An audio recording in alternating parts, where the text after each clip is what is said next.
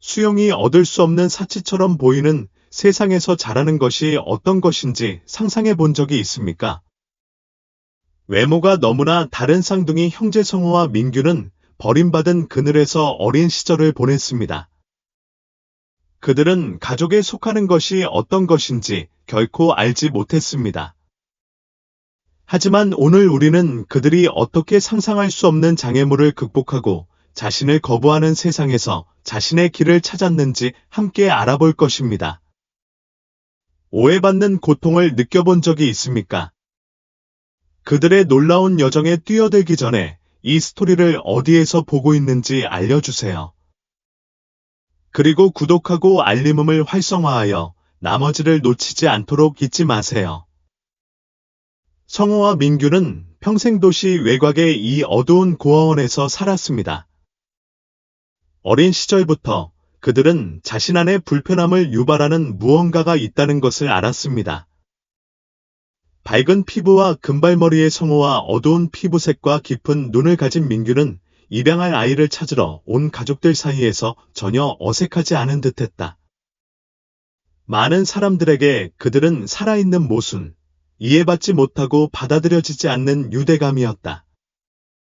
어린 시절 그들은 입양을 희망하며 보육원에 들어온 어른들의 은밀한 시선과 속삭임에 익숙해졌다. 처음에 성호는 항상 미소를 지으며 희망에 가득 차 있었고 언젠가는 가족이 외모 너머를 볼 것이라고 믿었다. 하지만 민규는 어린 나이부터 거절을 감지하는 법을 배웠다. 그는 입양실에 들어온 부부들의 표정을 읽을 수 있었다. 처음에는 관심을 보였지만 둘 다 보고는 시선을 돌렸다. 그럴 리가 없어. 민규가 부드럽게 말했다. 그들은 방문실의 벤치에 앉아 어른들이 마치 쇼윈도에 있는 상품인 것처럼 각 아이를 평가하는 것을 마칠 때까지 기다렸다. 무슨 일이 안 일어날까? 성호는 평소처럼 퀴어한 어조로 대답했다. 그의 목소리는 약간 떨렸지만 그는 형이 무슨 말을 하는지 정확히 알았지만 그의 낙관주의는 쉽게 무너지지 않았다. 우리 같이 입양되는 건 절대 안 돼. 마지막 말이 공중에 떠돌았다. 생생하고 고통스러웠다. 성호는 시선을 돌렸고 맑은 눈에 슬픔이 가득했다. 하지만 민규는 더 이상 그를 바라보지 않았다. 그는 고통이 일어나기 전에 스스로를 고통으로부터 보호하는 데 익숙해졌다. 희망이 잔인한 농담인 곳에서 살아남는 유일한 방법이라는 것을 그는 알고 있었다. 보육원은 보살핌을 주는 곳이 아니었다. 어른들의 무관심 때문만이 아니라 다른 아이들 때문이기도 했다. 다른 보육원 아이들이 성호와 민규가 형제라는 것을 알아차리자마자 조롱이 시작되었다. 처음에는 다른 사람들이 그렇게 다른 사람이 어떻게 혈연으로 연결될 수 있는지 이해하지 못했고, 이 오해는 금세 잔인함으로 바뀌었다. 봐. 흰색과 검은색, 나이 많은 소년 중 한 명이 소리쳤고, 다른 소년들은 마당으로 달려가면서 웃었다. 여기서 뭐해? 실수로 한 명을 입양한 거야. 다른 소년들은 서로를 비웃었다. 성호는 자신을 변호하려고 했지만 민규는 항상 그를 막았다. 그만둬. 그럴 가치 없어. 민규는 단호하게 말하며 다른 소년들이 떠나는 것을 지켜보았고 여전히 상처 주는 말이 머릿속에서 이치에 맞도록 했다. 그것이 그들이 관리하는 방법을 배운 역학이었다. 성호가 매일 희망의 광채를 찾으려고 노력하는 동안 민규는 그의 주변에 벽을 쌓았다. 그가 가족을 원하지 않는 것은 아니었지만 수많은 실패와 수많은 실망의 표정을 겪은 후 그는 아마도 결코 오지 않을 무언가를 꿈꾸는 것은 감당할 수 없다고 결정했다. 때때로 밤에 보육원이 조용할 때 성호는 창밖을 내다보며 부모님이 서로의 차이에도 불구하고 그들을 사랑해 주시는 집에서 사는 것이 어떨지 상상하곤 했습니다. 하지만 항상 가장 실용주의자였던 민규는 기술에서 피난처를 찾았습니다. 그들은 곧 디지털 세계에 대한 관심사를 공유한다는 것을 알게 되었습니다. 보육원의 작은 컴퓨터실에서 보낸 밤은 인종차별과 거부가 더 이상 존재하지 않는 평화의 순간이 되었습니다. 논리와 창의성만 있었던 것은 아닙니다. 이걸 보세요. 성우는 어느 날 온라인에서 찾은 프로그래밍 프로젝트를 진행하면서 말했습니다. 우리가 충분히 배우면 무엇이든 할 수 있고, 어쩌면 여기서 벗어날 수 있는 무언가를 만들 수도 있을 거예요. 세바스찬은 미소를 지었다. 기술이 그들을 고아원에서 해방시켜 줄 것이라고 믿었기 때문이 아니라, 화면 앞에 있는 그 순간에는 그들을 둘러싼 잔혹한 세상을 잊을 수 있다는 것을 알았기 때문이다. 그러나 이런 고요한 밤은 항상 현실에 의해 방해받았다. 아침은 같은 순환을 가져왔다. 어른들은 그들을 의심스럽게 바라보고, 아이들은 그들을 괴롭히고, 그들은 어디에도 속하지 않는다는 끊임없는 느낌. 부부가 아이를 찾아 고아원에 올 때마다 성우는 세바스찬과 강하게 악수했다. 마치 그것이 그들을 함께 있게 할 수 있는 것처럼, 마치 그것만으로도 불가피한 상황을 바꿀 수 있는 것처럼. 하지만 그렇지 않았다. 어느 날 오후, 다른 가족이 그들을 무시한 후, 성우는 더 이상 감정을 억제할 수 없었다. 왜? 그는 목소리가 떨리며 물었다. 왜 그들은 항상 우리를 실수인 것처럼 보는 거지? 세바스찬은 즉시 대답하지 않았다. 그는 동생을 바라보며 동생에게서 나오는 괴로움과 더불어 자신 안에서 커지는 좌절감을 느꼈다. 마침내 그는 낮은 목소리로 대답했다. 그들의 눈에는 우리가 있기 때문입니다. 우리는 그들이 이해하지 못하는 무언가, 그들이 원하지 않는 무언가입니다. 성우는 눈물을 참으며 시선을 돌렸다. 동생의 말의 무게가 그녀를 짓밟았다. 하지만 그는 그것을 받아들일 수 없었다. 그는 이것이 세상이 그들에게 줄 수 있는 전부라고 믿기를 거부했다. 반면 세바스찬은 오랫동안 이것을 받아들였다. 고아원에서의 나날은 계속해서 흐릿했고, 두 형제가 독학으로 지식을 갈구하며 디지털 세계에 몰두하는 밤에만 방해를 받았다. 그들을 받아들이지 않는 현실로부터의 일시적인 탈출. 성우가 계속 가족을 꿈꾸는 동안 민규는 아마도 결코 받아들여지지 않을 삶을 준비하고 있었다. 어느 날 아침, 민규는 깨어나면서 여전히 희망에 매달리는 성우를 바라보았다. 그는 성우를 너무나 잘 알고 있었기 때문에 그의 낙관주의가 약해지고 있다는 것을 깨닫지 못했다. 세바스찬은 인정하고 싶지 않았지만 그는 동생이 꿈을 꾸지 않게 될 날이 두려웠다. 그는 꿈이 없다면 그들에게 남을 것은 추위와 공허함, 그리고 그들을 깊이 낙인 찍었던 고아원의 어둠뿐이라는 것을 알고 있었기 때문이다. 쌍둥이의 운명은 결정된 듯했다. 하지만 민규는 아직 그들의 기원에 대해 알아야 할 모든 것을 발견하지 못했다. 그들 중 누구도 그것을 알지 못했다. 그들은 그들의 질문에 대한 답, 그들을 거부 속에 가두었던 질문에 대한 답이 그들이 상상했던 것보다 훨씬 가까이 있다는 것을 알지 못했다. 하지만 지금으로서는 거부만이 그들의 유일한 현실로 남았다. 18번째 생일의 성우와 민규는 평소와 같은 일상으로 깨어났다. 오랫동안 그들의 집이었던 고아원은 이제 더 텅 비어 있고 차가워 보였다. 어린아이들은 여전히 복도를 뛰어다녔지만 쌍둥이들은 그곳에서의 시간이 끝났다는 것을 알고 있었다. 이상한 느낌이었다. 안도감과 미지의 것에 대한 두려움이 뒤섞인 감정이었다. 그들은 이 순간을 기다리며 몇 년을 보냈지만 지금이 되자 불확실성이 그 어느 때보다 더 무거워졌다. 고아원장인 우석은 하루가 끝나갈 무렵 그들을 사무실로 불렀다. 엄격한 사람이라는 평판에도 불구하고 그의 눈은 이상하게도 연민과 책임감이 뒤섞인 표정이었다. 그의 표정에는 언제나 그렇듯이 두 사람 중에서 더 조심스러운 세바스찬을 불안하게 하는 무언가가 있었다. 오늘은 너희 18번째 생일이야, 마르샹이 말했다. 그의 깊은 목소리가 방 안에 울려 퍼졌다. 맙소사, 애들아. 인정해. 하지만 오늘은 약속을 지켜야 해. 마르샹은 의자에서 일어나 잠시 주저한 후 먼지가 쌓인 선반으로 다가갔다. 거기에는 작은 나무 상자가 보관되어 있었다. 작고 모서리가 달았지만 엄청난 무게를 지닌 듯했다. 내 엄마가 네가 도착한 날 널 위해 여기 두고 가셨어. 이 말이 잠시 공중에 떠다녔다. 성호와 세바스찬은 서로 조용히 시선을 교환했다. 조건은 내가 18살이 되어야만 준다는 거야.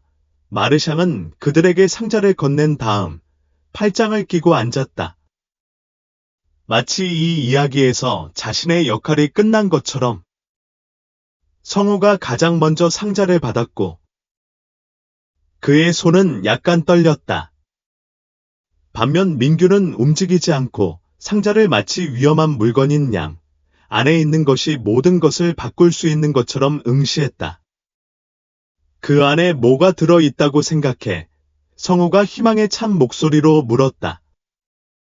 세바스찬은 어깨를 으쓱했다. 그는 몰랐고 그 순간 그는 알 필요가 없기를 바랐다. 리즈의 것에 대한 두려움, 도움이 되기보다는 해를 끼칠 수 있는 대답에 대한 두려움이 너무 강했다. 성호는 즉시 상자를 열려고 했지만 상자는 작고 녹슨 자물쇠로 봉인되어 있었다. 마르샹은 아무 말 없이 그들에게 작은 열쇠를 건네주고 손을 흔들어 작별 인사를 했다. 그들은 고아원에서 평생 함께 지냈던 작은 방으로 돌아갔다. 둘 다 말을 하지 않았다. 그들 사이의 공기는 긴장으로 가득 찼다. 성호는 상자를 여는 것을 기다릴 수 없었다. 그에게 이 작은 상자는 희망, 대답의 가능성을 상징했다. 그들의 어머니는 누구였을까? 왜 그들을 떠났을까? 어쩌면 그들에게 평화를 가져다 줄 수 있는 설명, 이유가 있었을지도 모른다. 반면 민규는 정반대였다. 그의 본능은 어떤 것들은 묻혀두는 게 낫다고 말했다. 그는 평생 자신이 어울리지 못하고 그들이 다르다는 것을 알면서 살았다. 어머니에 대한 진실, 그들의 기원에 대한 진실을 발견하는 것은 그들이 이미 견뎌온 고통을 더 심화시킬 뿐이었다. 내가 열개 성호가 단호하게 선언했다. 잠깐만 세바스찬이 말을 가로채며 형 앞에 섰다.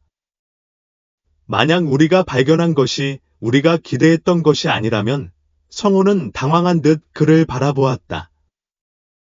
우리는 영원히 의문과 함께 살 수 없어. 샘 우리는 이제 어른이야. 알 권리가 있어. 세바스찬은 시선을 아래로 돌렸다. 그는 성호가 옳다는 것을 알았지만 두려움이 마비되었다. 진실이 더 큰 고통을 가져온다며? 성호는 떨리는 손으로 열쇠를 자물쇠에 꽂고 돌렸다. 열리는 자물쇠 소리가 방 안에 울려 퍼졌고 그는 상자 뚜껑을 들어올리자 둘 다 숨을 참았다. 안에서 그들은 1년의 오래된 문서와 그들이 알아볼 수 없는 필체로 쓰인 편지를 발견했다. 그 편지는 두 사람 모두에게 보내졌다. 사랑하는 성호와 세바스찬에게 이 글을 읽고 있다면 이제 당신들이 어른이 되었기 때문입니다. 미안합니다. 다른 말로 표현할 수가 없습니다. 제가 거기에 없어서 미안합니다. 당신들이 필요로 하는 사람이 아니어서요. 당신들이 많은 의문을 가지고 계실 거라는 건 알지만 사실 저도 제가 통제할 수 없는 결정의 희생자였습니다. 당신들을 내버려 두려는 의도는 전혀 없었지만 나보다 더 강력한 세력이 있었습니다. 쌍둥이는 조용히 글을 읽었습니다. 성호는 심장이 쿵쾅거리는 것을 느꼈습니다. 그에게 이 글은 희망의 빛이었고 더 많은 것을 발견할 수 있다는 약속이었습니다. 하지만 민규는 가슴에 더 무거운 무게를 느꼈습니다. 주소가 있습니다. 성호가 흥분해서 말하며 종이 한 장을 가리켰습니다. 마지막으로 그녀가 보인 건 이 도시였습니다. 그 주소는 먼 대도시의 주소였고 그들이 전에 들어본 적이 없는 도시였습니다. 하지만 그들의 어머니가 거기에 있을지도 모른다는 생각, 또는 적어도 그녀에 대해 뭔가를 알아낼지도 모른다는 생각이 성호를 격노하게 했다. 우리가 가야 해. 그는 확신에 차서 말했다. 우리가 발견한 것이 마음에 들지 않으면 어떡하지? 세바스찬이 의심으로 가득 찬 목소리로 반박했다. 이게 우리를 지금보다 더 망가뜨린다면 어떡하지? 성우는 그를 뚫어지게 쳐다보았다. 그는 형이 항상 더 냉소적이고 더 내성적이었다는 것을 알고 있었다. 하지만 그 순간 그는 자신이 어떻게 무지 속에 머물고 싶어 하는지 이해할 수 없었다. 결코 알지 못하는 게 낫겠어. 성우가 거의 화가 나서 반박했다. 이 질문들과 영원히 사는 게 낫겠어. 난 그럴 수 없어. 그들 사이의 침묵은 무겁게 흘렀다. 세바스찬은 잠시 눈을 감았다. 그는 그곳에 가고 싶지 않았고 이미 겪은 버림받음보다 더 나쁠 수 있는 진실에 직면하고 싶지 않았다. 하지만 성우는 그의 형이었고 그는 그가 혼자 가게 두지 않을 거라는 걸 알고 있었다. 그는 혼자 가게 두지 않았다. 좋아요. 가볼게요. 민규가 마침내 포기했고 그의 목소리는 흐릿했다. 도시로 가는 여정은 길었다. 그들 각자는 고아원에서 보낸 몇 년 동안 모은 몇 가지 소지품이 들어있는 작은 가방만 가지고 있었다. 대도시는 그들이 알고 있는 모든 것이었다. 시끄럽고 비인간적이며 길을 잃은 두 젊은이를 보려고 멈추지 않는 사람들이 끊임없이 흘러들었다. 도시의 모든 구석에는 각자의 비밀이 있는 듯했고 거리를 가로지르는 차가운 바람은 뿌리 뽑힌 것 같은 그들의 감정을 더욱 심화시켰다. 마침내 서류에 적힌 주소에 도착했을 때 그들은 마치 시간과 무관심이 잊어버린 것처럼 오래되고 낡은 건물을 발견했다. 그들이 리셉션에서 어머니에 대해 물었을 때 그들은 차가운 눈빛과 애매한 대답에 반했다. 마치 다시 한번 그들은 버려진 아이들의 또 다른 이야기, 아무도 듣고 싶어 하지 않는 메아리가 된 것 같았다. 성우는 좌절했지만 포기하고 싶지 않았다. 반면 민규는 이미 이것이 실수라고 생각하기 시작했다. 그들은 답을 바랐지만 무관심과 닫힌 문만 발견했다. 그 장소는 사람들이 소에게 수수료를 내고 편지를 보내고 받을 수 있는 우편 주소일 뿐이었다. 그들이 받는 침묵 속에서 세바스찬은 자신의 두려움이 더욱 현실화되는 것을 느꼈다. 어쩌면 알아내서는 안 될 것들이 있을지도 모른다. 하지만 모든 것에도 불구하고 그들은 지금까지 온 후에는 지금 멈출 수 없다는 것을 알고 있었다. 그 도시는 결코 자비롭지 않았다. 성호와 민규는 도착하자마자 그것을 금세 발견했다. 대도시의 끊임없는 소음, 거리의 혼란, 마천루의 끝없는 불빛. 모든 것이 고아원과는 달랐다. 그들이 집이라고 부를 수 있는 곳은 없었고 그들에게 다가가려는 사람도 없었다. 그들은 눈길도 주지 않고 계속 움직이는 군중 속의 두 낯선 사람이었다. 그들은 빈약한 저축을 오래된 건물의 초라한 작은 방에 썼다. 습기와 곰팡이 냄새가 나는 일종의 임시 피난처였다. 매일 살아남기 위한 투쟁이었다. 항상 가장 신중했던 민규는 사치품을 감당할 수 없다는 것을 알면서도 모든 것을 아꼈다. 한편 성호는 앞으로 나아갈 길을 찾고 어머니를 계속 찾고 싶어 했다. 그러나 그들은 현실을 무시할 수 없었다. 살아남으려면 돈이 필요했다. 그들이 가진 유일한 자원은 기술에 대한 능력이었다. 어린 시절부터 그들은 고아원 컴퓨터 앞에서 몇 시간씩 보내며 스스로 학습했다. 이제 작은 방의 고립 속에서 이러한 기술이 그들의 유일한 기회가 되었다. 이걸로 뭔가 유용한 일을 할 수 있을 것 같아 성호가 제안했다. 저녁. 쌍갑에 산 오래된 노트북을 작업하던 민규는 여전히 회의적으로 물었다. 무슨 생각이야? 성호가 고개를 들었다. 마을에 도착한 이후로 그녀의 마음은 쉬지 않았다. 고아원에서 상자를 받은 이후로 그 생각이 그에게 떠올랐다. 얼굴 인식 소프트웨어. 그는 단호하게 말했다. 실종자를 찾는 데 도움이 될 만한 무언가. 세바스찬이 놀라서 그를 응시했다. 그는 성우가 어머니를 찾는다는 생각에 절박하다는 것을 알았지만 이 아이디어. 그가 상상했던 것보다 더 야심적이었다. 복잡해 보인다. 우리는 자원도 없고 시간도 없고 돈도 없다. 성호는 팔을 내밀지 않았다.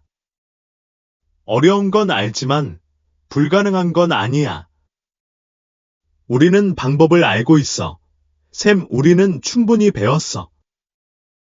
우리가 뭔가 기능적인 것을 만들어낸다면 엄마를 찾을 수 있을 테고, 누가 알겠나, 다른 사람들도 도울 수 있을지도.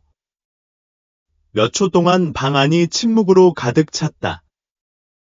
세바스찬은 동생의 목소리에서 느껴지는 열정을 무시할 수 없었지만 세상이 그렇게 쉽게 돌아가지 않는다는 것을 알고 있었다. 인생은 그들에게 많은 기회를 제공하지 않았고 실패할 때마다 어깨가 무거워졌다. 그래도 그는 그 아이디어가 합리적이라는 것을 부인할 수 없었다. 그렇게 광대한 세상에서, 그렇게 무관심한 도시에서 어쩌면 기술이 그들이 들리고 보이는 유일한 방법일지도 모른다. 좋아. 그는 결국 말했다. 우리는 할 거야. 하지만 쉽지 않을 거야. 그 다음 날들은 끊임없는 일의 순환으로 바뀌었다. 도시가 그들 주변을 계속 움직이는 동안 성호와 민규는 소프트웨어 개발에 몰두했다. 그들은 수시간 동안 코딩하고 테스트하고 알고리즘을 개선할 방법을 찾았다. 그들은 얼굴을 인식할 수 있을 뿐만 아니라 공공 및 사설 데이터베이스를 교차하고 세부 사항을 분석하고 실종자에 대한 단서를 제공할 수 있는 독특한 것을 만들고 싶었습니다. 하지만 자원 부족이 금세 문제가 되었습니다. 그들의 오래된 노트북은 프로그램에 필요한 처리 능력을 감당할 수 없었습니다. 그는 매일 해결하기 불가능해 보이는 기술적 문제에 직면했습니다. 돈도 바닥나기 시작했습니다. 민규는 코드에서 오류가 발생할 때마다 포기에 가까워지고 있다고 느꼈습니다. 처리 능력을 늘리지 않으면 작동하지 않을 거야. 그는 어느 날 밤 분명히 좌절한 듯 말했습니다. 알아요. 성호가 인정했습니다. 하지만 지금 멈출 수는 없습니다. 방법을 찾아야 합니다. 쌍둥이는 스스로 계속할 수 없다는 것을 알고 있었습니다. 그들에게는 외부의 도움이 필요했습니다. 그들의 프로젝트를 믿고 자금을 지원할 의향이 있는 사람이 필요했습니다. 하지만 투자자를 찾는 일이 또 다른 장애물이 되었습니다. 그들이 접근한 대부분의 사람들은 회의적으로 바라보거나 그저 그렇게 큰 것을 성취하려는 경험이 없는 두 아이를 지원하는 데 관심이 없었습니다. 거절은 항상 흔들리지 않는 희망을 품고 있던 성호에게도 무게를 실었습니다. 하지만 더 이상 계속할 수 없다고 생각했을 때 명수가 나타났습니다. 그들은 소규모 지역 기술 행사에서 명수를 만났습니다. 기업가들이 새로운 아이디어를 찾는 겸손한 컨퍼런스였습니다. 그는 중간 키의 검은 피부와 날카로운 눈을 가진 남자였습니다. 그의 존재감은 자석 같았습니다. 그가 그들에게 다가가자마자 성호와 민규는 그가 다른 사람들과 다르다는 것을 알았습니다. 당신의 프로젝트에 대해 들었어요. 그는 자신감이 넘치는 미소를 지으며 말했습니다. 얼굴 인식 소프트웨어, 맞지? 성호는 고개를 끄덕이며 사람이 그렇게 빨리 관심을 보일 줄은 몰랐습니다. 그게 다입니다. 우리는 실종자를 찾는 데 도움이 될 수 있는 무언가를 개발하고 있지만 몇 가지 기술적 문제가 있습니다. 명수는 그들을 주의 깊게 관찰했습니다. 이 규모의 프로젝트에서는 예상할 수 있는 일입니다. 하지만 저는 당신이 하는 일이 마음에 든다고 말씀드리자면 잠재력이 있습니다. 그의 자신감 넘치는 어조는 세바스찬의 긴장을 약간 완화했습니다. 대화 중에 명수는 지지를 표명했을 뿐만 아니라 소프트웨어를 한 단계 업그레이드할 수 있는 연락처와 리소스가 있다고 넌지시 말했습니다. 함께 일할 수 있어요. 그는 그들에게 말했습니다. 당신은 재능이 있고 제가 그것을 키우는 데 도움을 줄 수 있어요. 하지만 뭔가를 고려해 보셨으면 해요. 쌍둥이는 서로 시선을 교환했습니다. 그들은 사업에는 항상 조건이 있고 대가를 치러야 한다는 것을 알고 있었습니다. 이런 종류의 소프트웨어는 잠재력이 큽니다. 명수가 말을 이었다. 그의 어조는 점점 더 진지해졌다. 실종자를 찾는 데 도움이 될 뿐만 아니라 이런 종류의 기술에 관심이 있는 기관도 많습니다. 보안기관, 정부, 프로젝트를 확장하기로 결정하면 매우 수익성 있는 것을 만들 수 있습니다. 민규는 내면의 긴장감을 느꼈다. 성호와 함께 한 그의 비전은 명확했다. 특히 자신처럼 버림받거나 가족과 헤어진 사람들을 돕는 것이다. 하지만 명수의 말은 이 프로젝트가 좀 더 상업적인 것으로 변할 수 있다는 암시를 던졌고 어쩌면 그들의 윤리적 원칙을 훼손할 수도 있었다. 항상 낙관적인 성호는 그 제안을 고려할 준비가 된 듯했다. 그는 자금이 필요하다는 것을 알고 있었다. 명수와 같은 사람이 없다면 그들은 결코 소프트웨어를 완전히 개발할 수 없을 것이다. 생각해 볼게요. 세바스찬이 시간을 벌려고 말했다. 명수는 교활한 미소를 지으며 고개를 끄덕였다. 서두르지 말고 기억해. 시간은 소중하거든.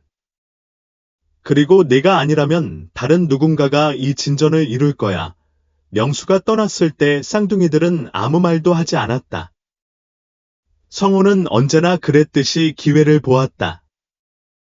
반면 세바스찬은 불신을 떨쳐낼 수 없었다. 그는 명수의 도움을 받아들이면 프로젝트가 더 빨리 진행될 수 있다는 걸 알았지만 그들이 만든 것에 대한 통제력을 잃을까봐 두려웠다. 그는 그들이 어머니를 찾으려고 하면 믿는 모든 것을 손상시킬까봐 두려웠다. 어떻게 생각해?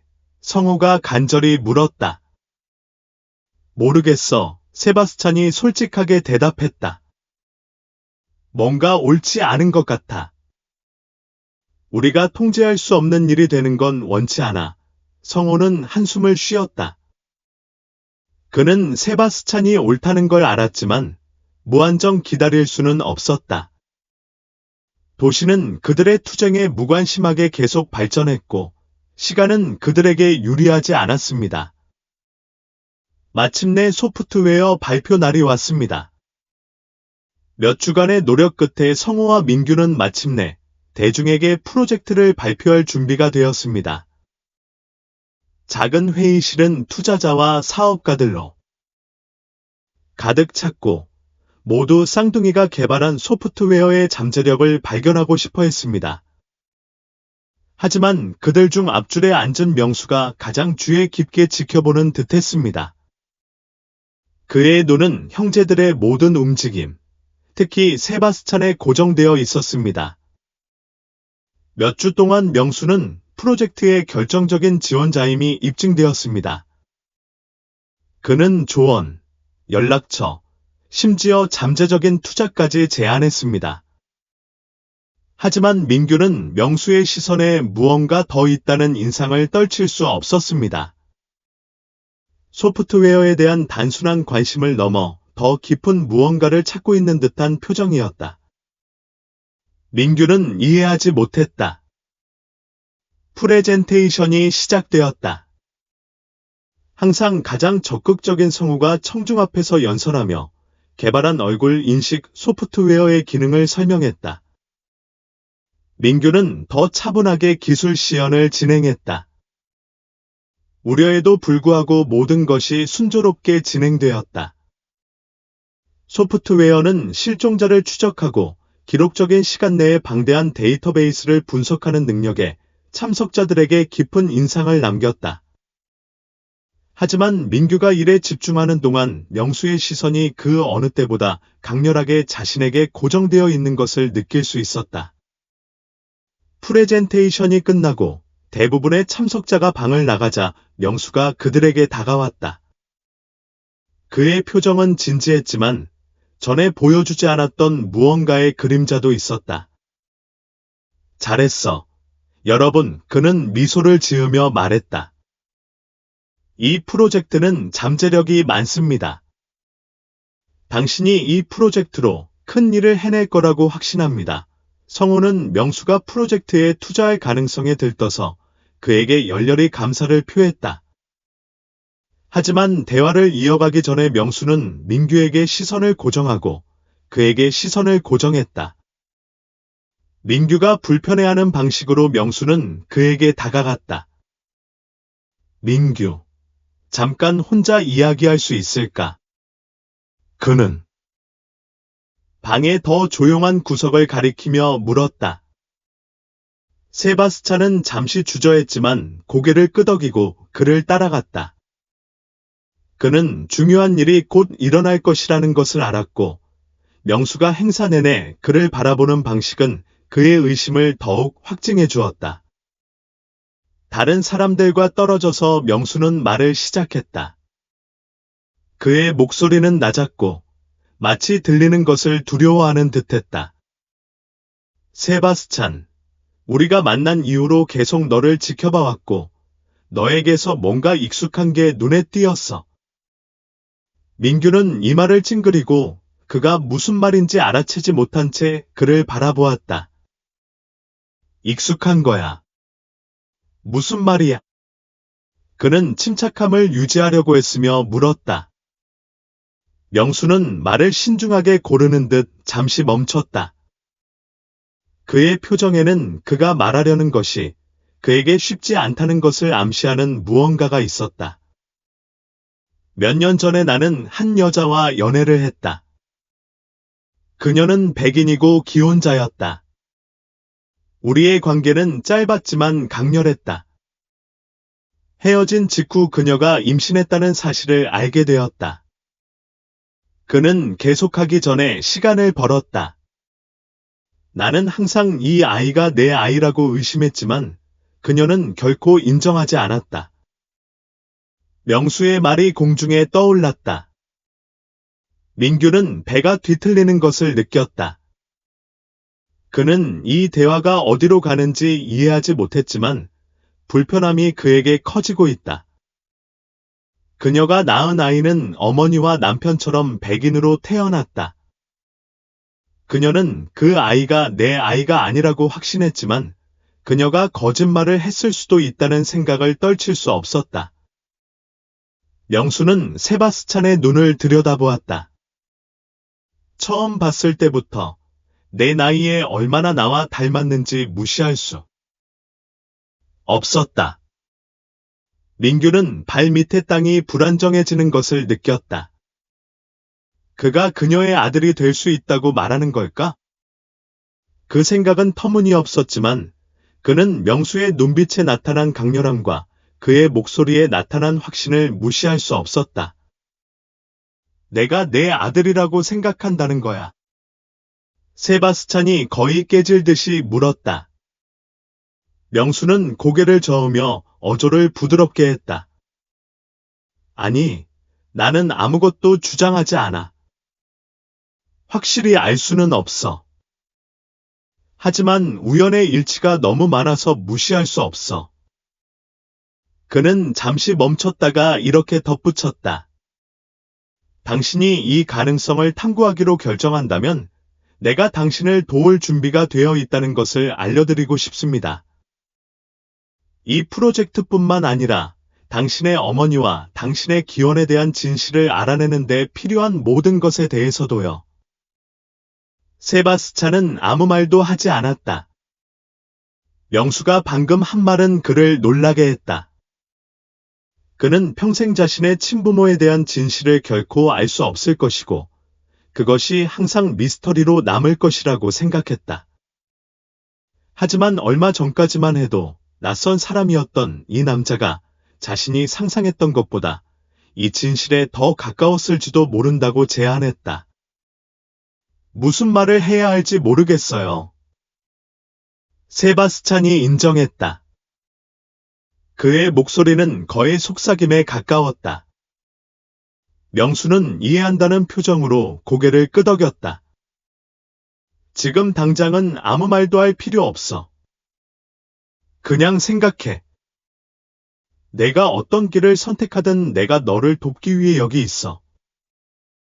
명수는 그렇게 말하며 어깨를 두드려주고는 떠나갔고 민규는 혼자 생각에 잠겼다. 멀리서 지켜보던 성호가 재빨리 다가왔다. 뭐라고 했어?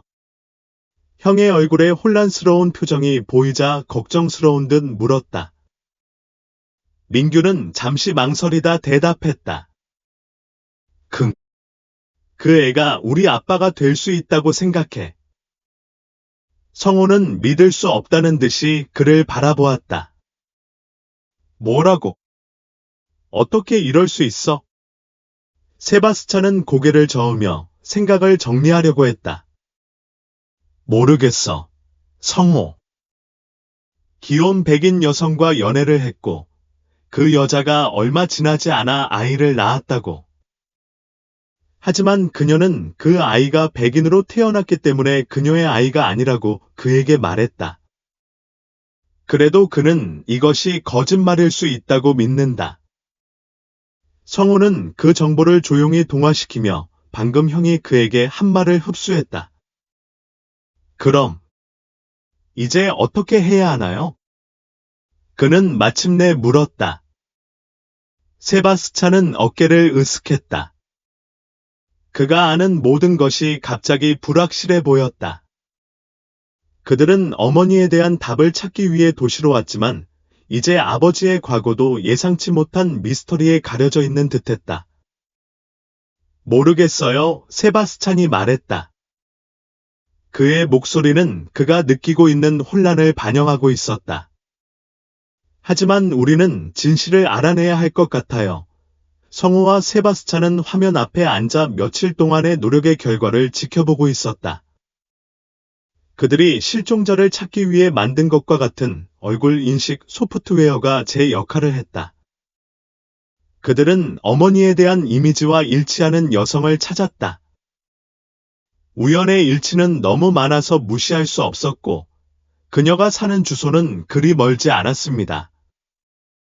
하지만 처음에 느꼈던 설렘은 거의 만질 수 있는 긴장으로 바뀌었습니다. 그게 그녀야, 성호가. 부드럽게 말했습니다. 큰 소리로 말하면 더 현실적으로 들리는 듯했습니다. 세바스찬은 고개를 끄덕였지만 아무 말도 하지 않았습니다. 기다리던 순간이 왔다는 것을 알았습니다. 하지만 지금 그가 거기에 도착했을 때 그들이 무엇을 발견할지에 대한 두려움이 그를 삼켰습니다. 그들은 정말로 어머니에 대한 진실을 마주할 준비가 되었을까요? 두 사람 모두 더 이상 기다릴 수 없다는 것을 알았습니다. 주소를 손에 들고 도시의 거리를 걸으며 무거운 느낌이 공기 중에 떠올랐습니다. 밝은 불빛과 끊임없는 소음이 있는 도시는 그들 안에서 경로하는 감정의 폭풍에 무관심해 보였습니다. 건물 앞에 도착했을 때 그들은 가혹한 현실에 직면했습니다. 그 장소는 상태가 좋지 않았고 방치되었습니다. 불안정한 삶의 반영. 그들이 어머니라고 믿었던 나라는 이 황폐한 아파트 중 하나에서 살고 있었다. 어둡고 우울한 공간은 성호가 수년간 품어온 희망과 생생하게 대조되었다. 그들은 문을 살짝 두드렸다. 문이 열리자 피곤한 얼굴과 둔한 눈을 가진 한 여인이 문지방에서 그들을 바라보았다.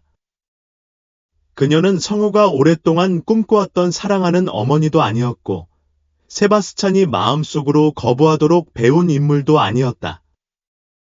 그녀는 자신에게 친절하지 않은 삶에 지친 망가진 여자일 뿐이었다. 당신은 누구야? 나라가 물었다.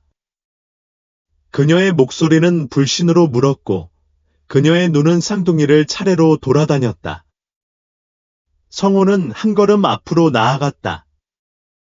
불확실하지만 단호했다. 우리는 성호와 민규야. 그는 떨리는 목소리로 말했다. 그리고 우리는 당신이 우리의 어머니라고 믿습니다. 나라는 놀라서 한 걸음 뒤로 물러섰다. 그녀의 눈에는 감정의 폭포가 쏟아졌지만 그녀의 표정은 금세 굳어졌다. 아니, 넌 실수하고 있어. 난 내가 누군지 몰라. 난 내 엄마가 아니야. 그녀는 차갑게 말하며 문을 쾅 닫았다. 마치 이 두 젊은이가 상징하는 고통을 막을 수 있는 듯 성호는 다시 문을 두드렸고 이번에는 더 강하게 두드렸다. 제발, 그는 간청했다. 우리는 그저 이야기하고 싶을 뿐이야. 너라는 걸 알아. 문 저편에서 나라는 아무 말도 하지 않았다. 그녀는 움직일 수 없었다. 그녀의 마음은 그녀를 배신했고 깊이 묻어둔 기억을 되살렸다. 매일 밤 그녀를 괴롭히던 기억들. 마침내 영원처럼 느껴지는 시간이 흐른 후 문이 천천히 열렸다.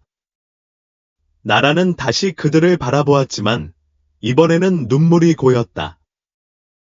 미안해. 그녀는 죄책감에 목소리가 깨지며 속삭였다. 정말 미안해. 성호와 세바스찬은 작은 아파트로 들어갔다.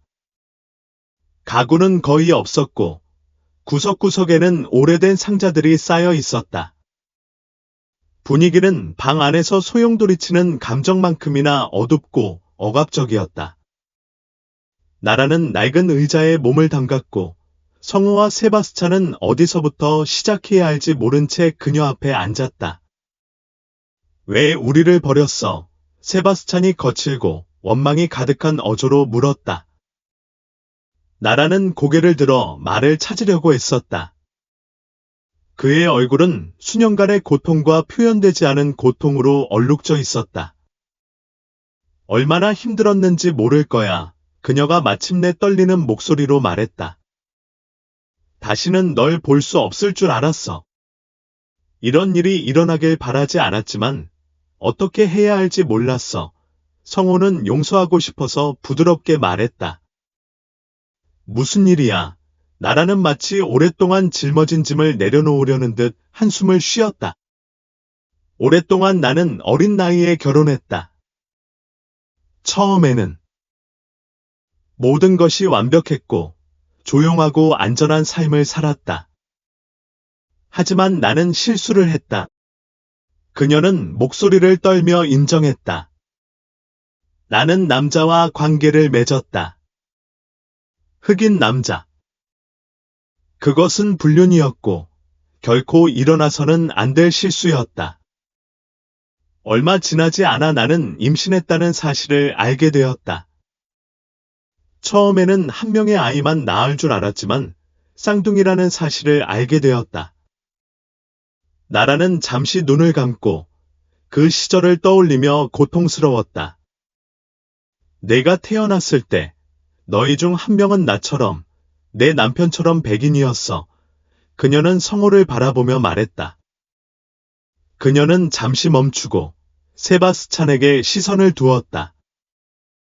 그녀의 눈은 슬픔으로 가득 찼다. 그리고 다른 한 명은 그녀는 계속하기 전에 심호흡을 했다.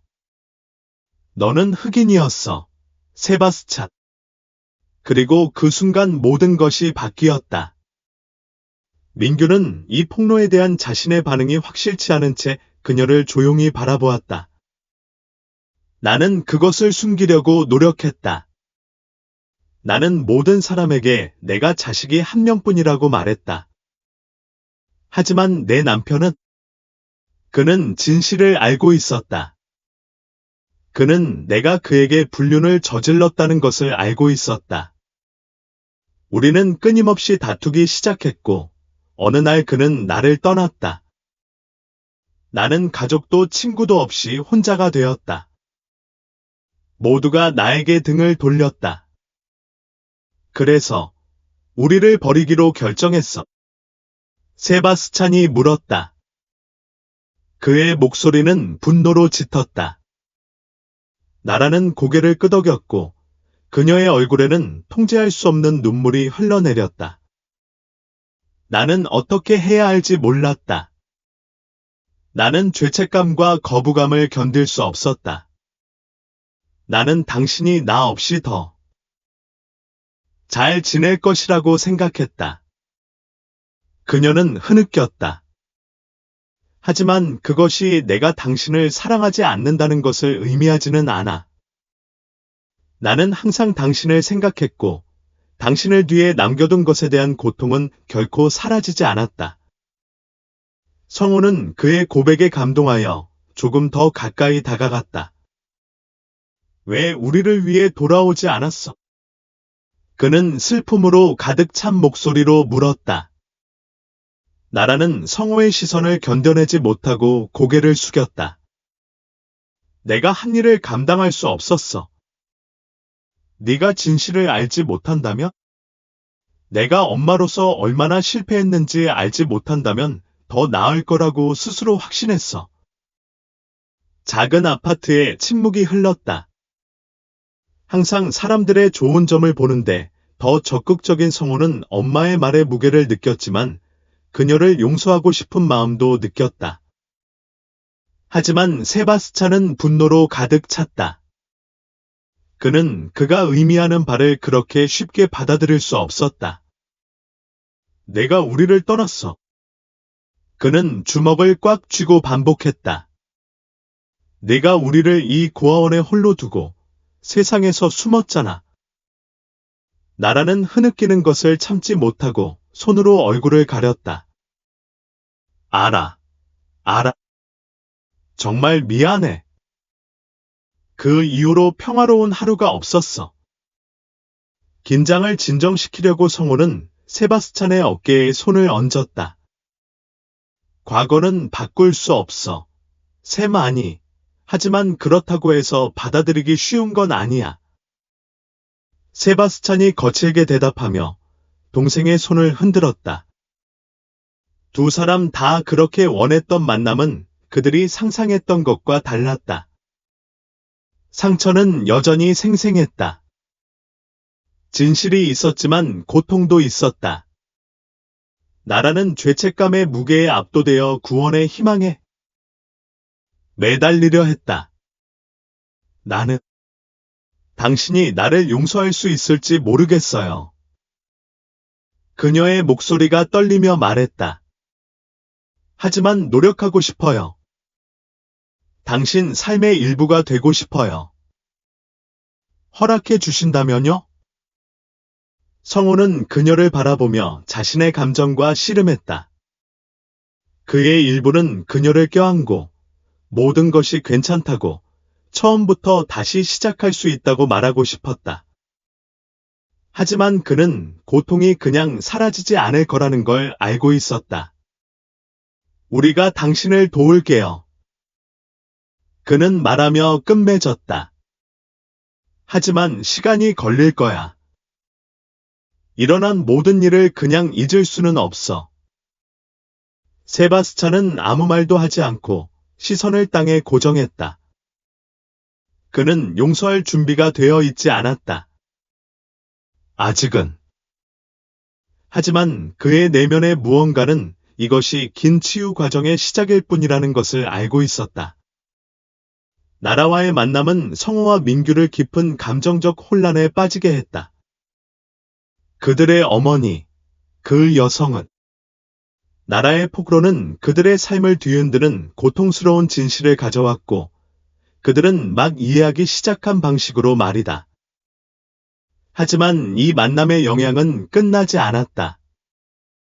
나라를 만난 지 며칠 후 항상 관찰력이 뛰어나고 쌍둥이의 삶에 점점 더 관여하던 명수 씨는 자신을 깊이 괴롭히는 무언가를 알아차리기 시작했다. 그가 성우와 민규와 소프트웨어 프로젝트의 진행 상황에 대해 논의하는 동안 그들의 어머니 이야기의 한 가지 세부 사항이 그의 기억 속에 불편하게 울려 퍼졌다.